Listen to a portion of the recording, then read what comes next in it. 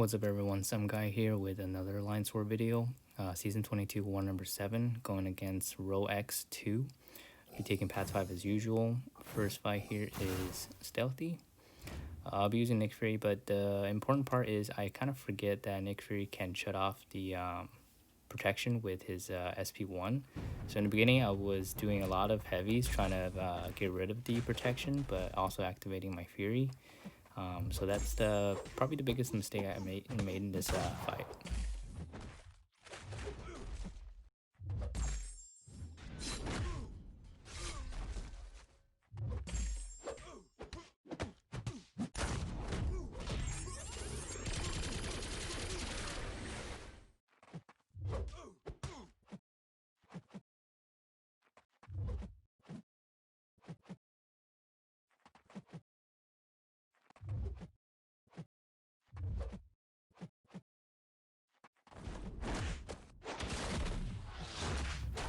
Just kidding. This is probably the biggest mistake I made in this fight. I think I was too late on punishing his SP1 and got parried instead.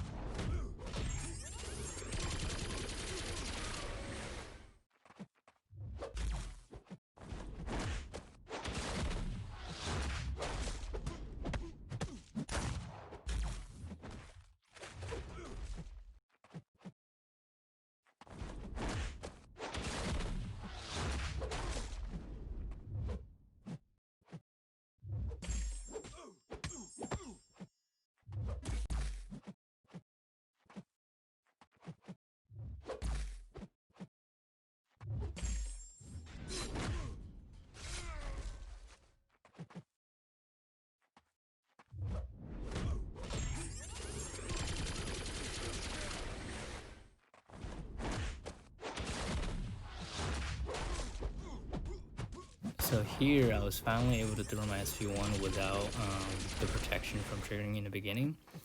I should have done that a while ago, just wasted like 2 minutes of this fight.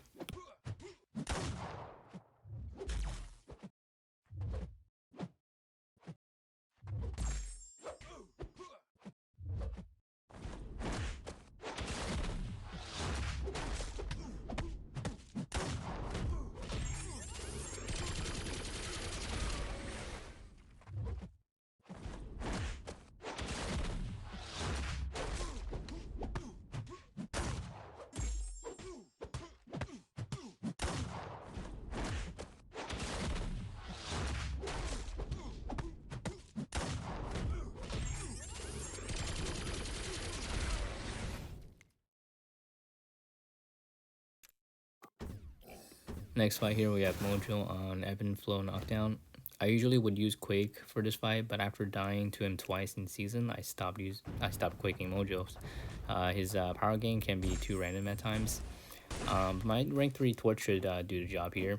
Basically, I'm trying not to complete any of his prompts, so I'm just trying to keep an eye on that and avoiding triggering his prompts and the anti-life field. I think one of the challenges is baiting out specials without dexting. I usually just give myself open and parry or block and try and bait out the specials. There, I got really lucky that I just managed to get in after the unstoppable finish. I forgot this is also heavy hitter node.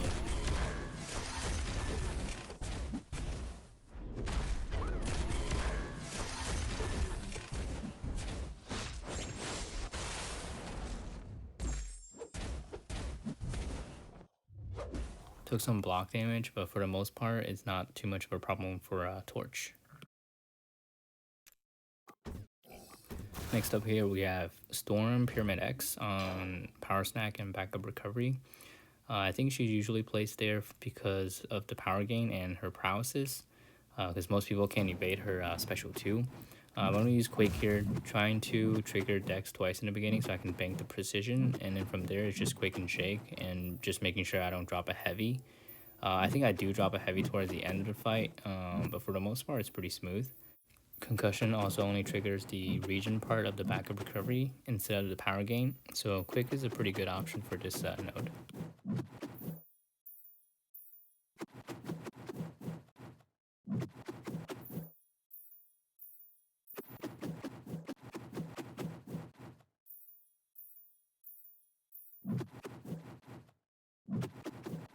Right here, I do accidentally drop my heavy. I thought about just going in and comboing her because she had such little health left, but I changed my mind last second, and I think that's a very bad idea because being hesitant in war can be costly sometimes. Right here, coming up to section 2 is Ebb and Flow Intercept with Nova. Very common placement. Just going to be using Quake against him. Now, before going to the fight, I was debating if I should boost for the fight or not, just because I've taken this fight so many times, and in the end, I decided not to, which was the biggest mistake for this fight. So starting off for this fight, I was doing okay, and then I realized I think this guy is running max limber and max willpower. So there, I missed the aftershock timing, and he was just regenning, and I wasn't really going anywhere with the damage. So I was trying to calculate this in my head if I would be timing out of this fight or not, and I think later on I do realize I might time out or might get kind of close. So I decided to do just mainly Quake and Bake, just parrying a lot to make sure I don't miss the aftershock timer.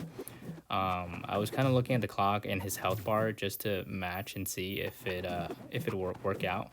And when I was doing so, I think I slipped up. It's coming up soon where I slip up when I was watching the clock and drop a heavy, and then yeah, I just get punished real hard for it.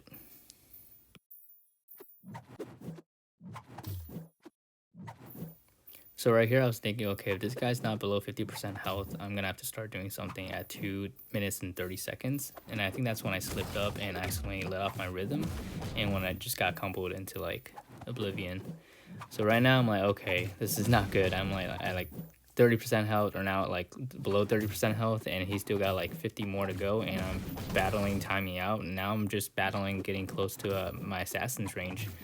So I decided to do Quake and Bake just to try and finish the fight as soon as I can. But as you can see, the damage from the block is taking me all the way down to assassin's range. So now I'm like, okay, he's probably gonna kill me anytime soon. I might as well just try and not Quake and Shake. And then I missed his heavy, and yeah, very awful ending. Now, if I had boosted and had more health, then I think the fight was still gonna be able to manage.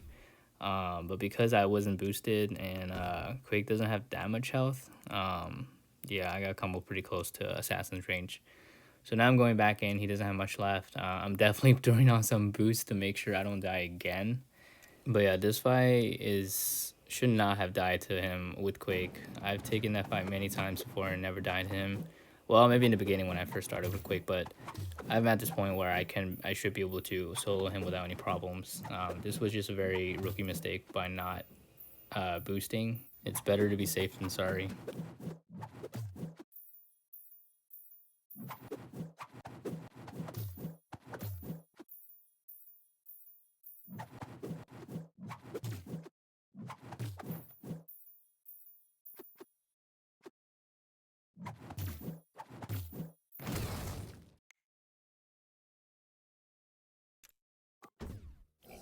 Well, moving on to the next fight is Spider-Gwen on Ebb and Flow Intercept and Redouble Determination. I thought about using Nick Fury first, but then I saw the Redouble Determination and I don't want to deal with all that power gain, so I decided to use Quake instead, because even if I miss a parry, her heavy is pretty easy to evade. Plus, I'm boosted.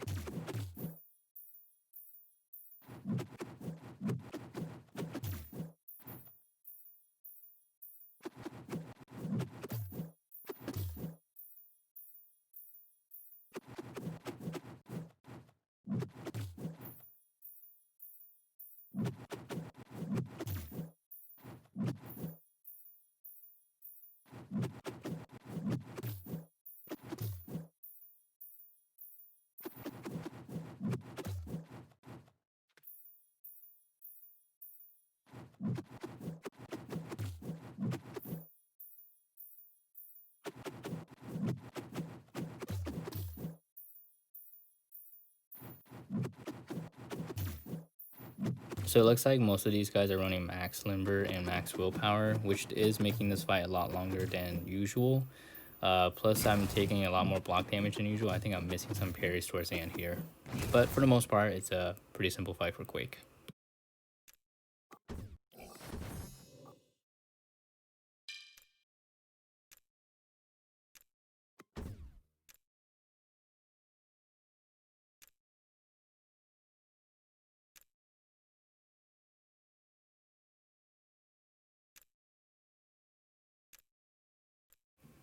Moving on to mini boss island, we have Annihilus here on Rage. Very easy fight with Quake. Nothing too complicated. Just regular, just Quake and Shake. You saw that I was boosting up and topping off Quake. Even though this is my last fight with Quake, I still didn't want to take any chances after what I had done. But yeah, for this fight, it's just regular Quake and Shake. Nothing really special. Just make sure you don't like drop a heavy or get clipped.